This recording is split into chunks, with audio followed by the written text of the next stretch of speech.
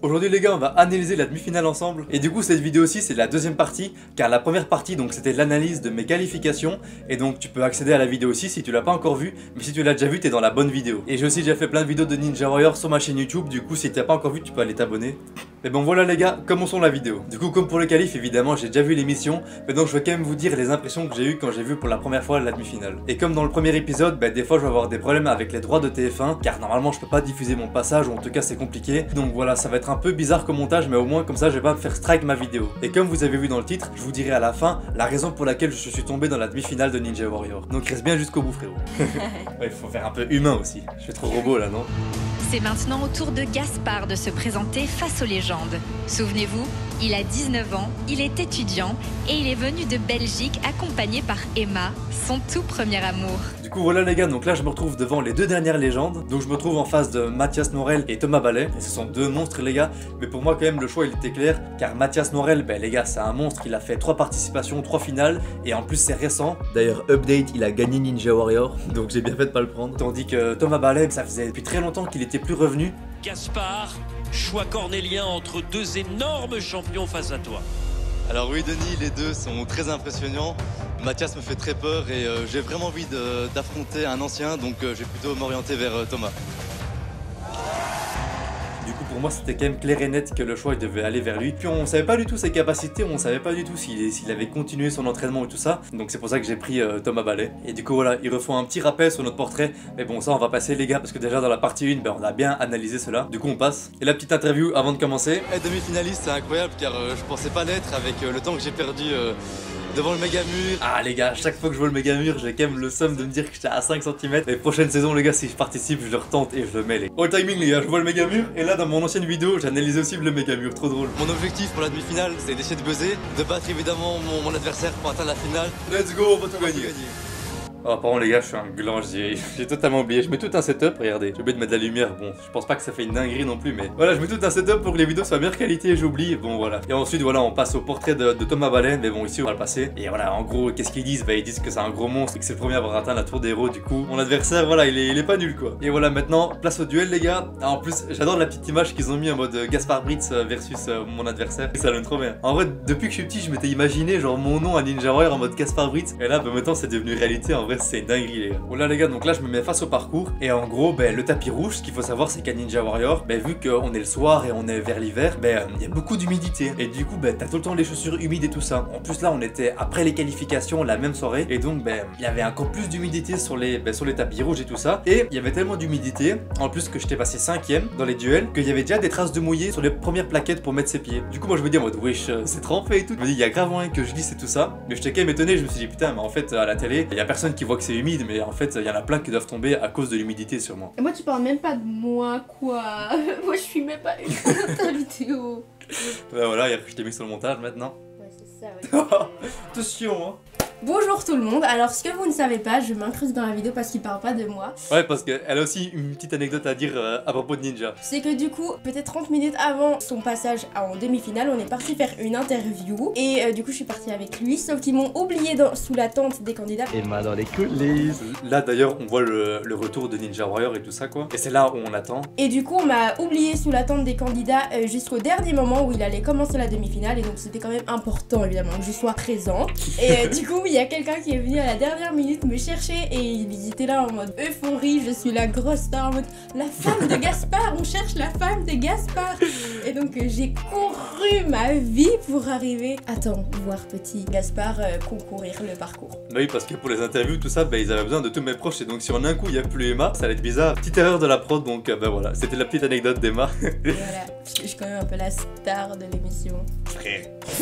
Ouais, mais là tu fais un peu trop la star de ma vidéo en fait, je sais pas si je vais te mettre, tu vois. Mais non, allez, Donc voilà les gars, donc on en était où? Ah oui. Et donc maintenant je me lance sur le parcours, mais oubliez pas, comme j'ai dit en début de vidéo, il y a la raison pour laquelle je suis tombé en demi-finale que je vais dire dans quelques minutes, du coup reste bien jusqu'au bout. Voilà, donc 3, 2, 1, let's go, donc je me lance. Voilà, un peu bizarre, mais ça passe tous les deux. Et là les gars, je sais pas, je fais un move trop chelou. Genre vraiment quand j'ai vu à la télé, j'avais oublié, j'avais pas senti que j'avais fait ce mouvement. Mais genre, j'arrive et je fais un genre de pas danser avec les bras, et après je prends seulement la barre, mais franchement, je sais pas pourquoi j'ai fait ça, donc quand j'ai vu ça à la télé, j'étais en mode what? J'étais hyper étonné quoi. Wow.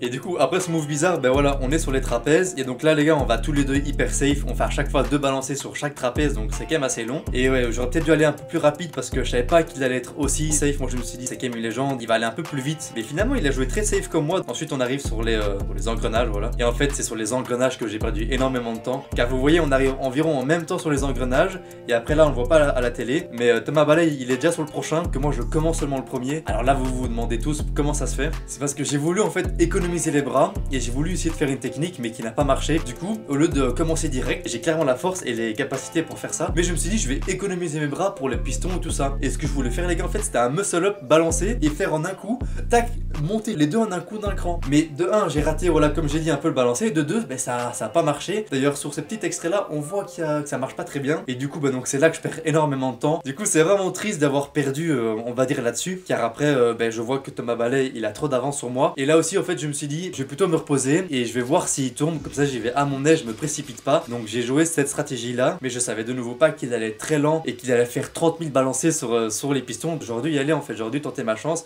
Et pour moi, ben, il allait être rapide, c'est une légende. Pour moi, il allait hop, tac, piston, à balancer, boum. Et du coup, ben, j'aurais pu clairement tenter ma chance et de le rejoindre. C'était pas la bonne stratégie, quoi. Et du coup, ben, donc j'y vais. Leuze. Bon, il a un peu, même beaucoup d'avance sur Gaspard. Là. Allez, Gaspard! Allez! Je pense que Gaspard, il est en train de toucher du doigt ce qu'est le très très haut niveau dans Ninja Warrior. Allez, c'est terminé.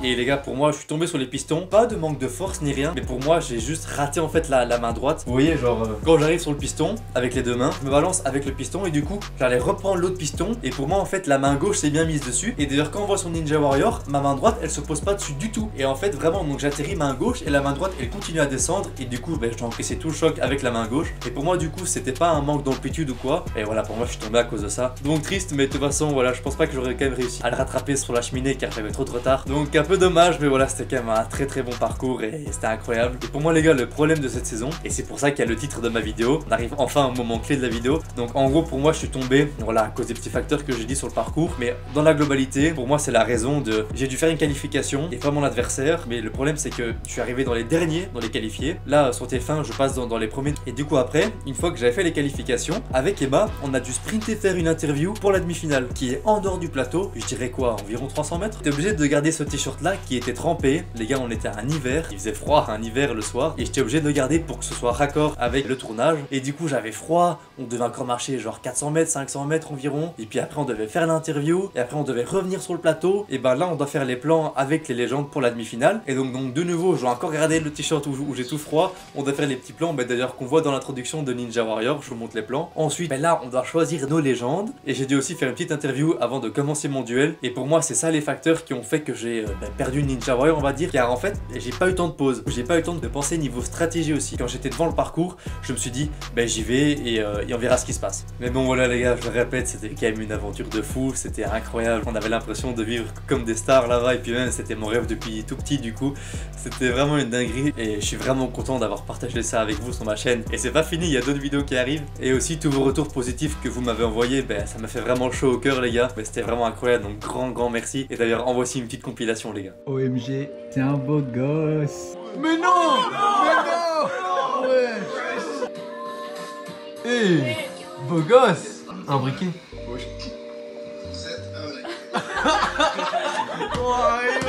Oh, il a fond dedans, il a fond dedans! Oh, il est chaud! Allez, Gaspard! Allez! Ouh! Commande! Putain, Gaspard, t'es trop chaud. Non, il tente le méga mur. Oh, dommage. Oh non, dommage! Oh, la chute!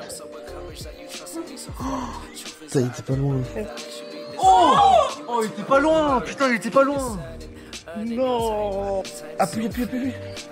Allez, vite! Non! Ah oui! Let's go! Incroyable. Oui! Voilà, fumée! Oh! Ouais, Gaspard! Fier de toi. Fier de toi. Oh putain, bien joué, mon gars! Oh, quel beau gosse. Et ouais, ils sont premiers. Ah, c'est BG!